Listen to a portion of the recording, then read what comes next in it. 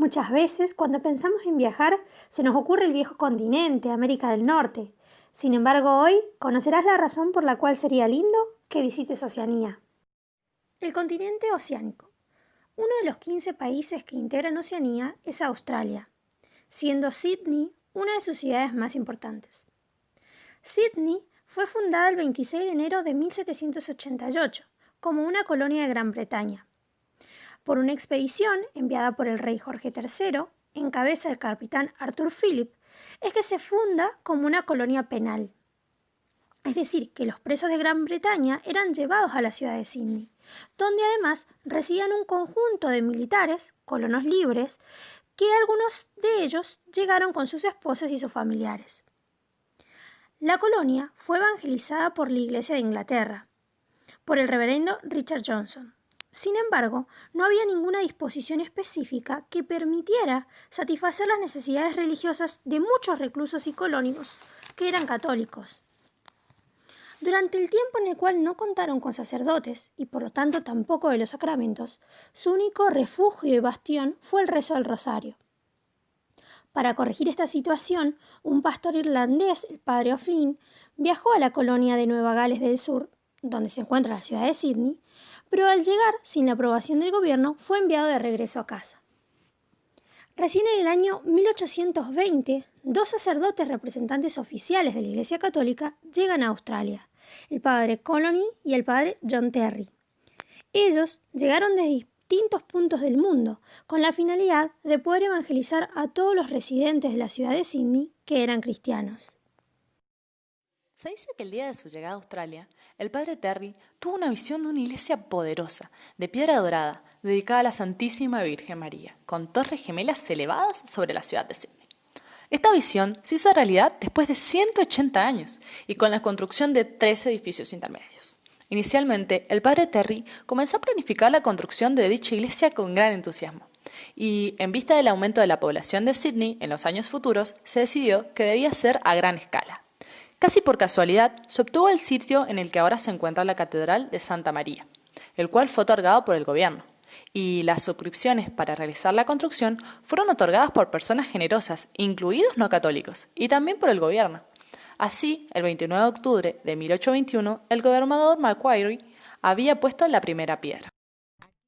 El santuario de María Auxiliadora de los Cristianos se encuentra en Sydney, a los pies del parque Hyde Park, donde la torre central se eleva a los pies de la fuente de Archibald. La primera piedra del primer santuario se colocó el 29 de octubre de 1821. Fue construida por James Dempsey, el fundador de la primera comunidad cristiana en Australia. Era una sencilla estructura de piedra en forma de cruz que rinde homenaje a la moda creciente del estilo gótico con ventanas ojivales y pináculos. En 1865 el santuario se incendió y quedó destruido. El arzobispo Paulding colocó la primera piedra de la actual catedral en 1868. En 1882 su sucesor presidió la primera misa. En el 2000 se terminó de construir la fachada, ya que las torres habían quedado cuadradas. En ese año se realizaron las torres en forma de agujas, como la torre central. El estilo de la catedral es geométrico con decorado gótico. En el interior, la sección transversal de la catedral es típica de la mayoría de las iglesias grandes, en tener una alta nave central y un pasillo a cada lado. El edificio es de piedra arenisca de color dorado. La capilla mayor es abovedada con la madera. La pantalla detrás del altar mayor está tallada delicadamente en amarula, piedra caliza de Nueva Zelanda. Contiene nichos llenos de estatuas en el altar de la Virgen situado directamente detrás de él. Hay 2 grandes capillas y hay 2 más pequeñas. La más grande es la capilla del Sagrado Corazón y la capilla de los Santos de los Irlandeses. A ambos lados de la capilla de la Virgen están las capillas de San José y San Pedro, todos con altares tallados. Hay alrededor de 40 ventanas gráficas que representan varios temas. En la capilla mayor muestra el hundimiento de la humanidad y María coronada y entronizada junto a Jesús, mientras se sienta en la sentencia, suplicando misericordia a Jesús para los cristianos. Otras ventanas incluyen los misterios del Rosario, el nacimiento y la infancia de Jesús y la vida de los santos. La iglesia naciente en Australia tenía una razón especial para recurrir a María, debido a que el rosario en los primeros tiempos fue lo que mantuvo viva la fe, convirtiéndose Australia en la primera nación en elegir a Santa María, auxiliadora de los cristianos, como su patrona principal en 1824. A continuación vamos a ver de dónde proviene la devoción a María Auxiliadora. La advocación auxiliadora de María, la Madre de Dios, era ya conocida en los primeros siglos de la Iglesia, por las primeras comunidades cristianas y los padres de la Iglesia. El primero que llamó a la Virgen María con el título de Auxiliadora fue San Juan Crisóstomo, en Constantinopla, en el año 345. Él dice: «Tú, María, eres auxilio potentísimo de Dios». San Juan Damasceno, en el año 749, fue el primero en propagar la jaculatoria: «María Auxiliadora, rogad por nosotros». Y repite: «La Virgen es auxiliadora para evitar males y peligros, y auxiliadora para conseguir la salvación». El nombre de auxiliadora se le daba ya en el año 1030 a la Virgen María en la Iglesia Ortodoxa, en Ucrania, Rusia, por haber liberado aquella región de la invasión de las tribus paganas de mongoles. Desde entonces, en Ucrania, se celebra cada año la fiesta de María Auxiliadora el 1 de octubre.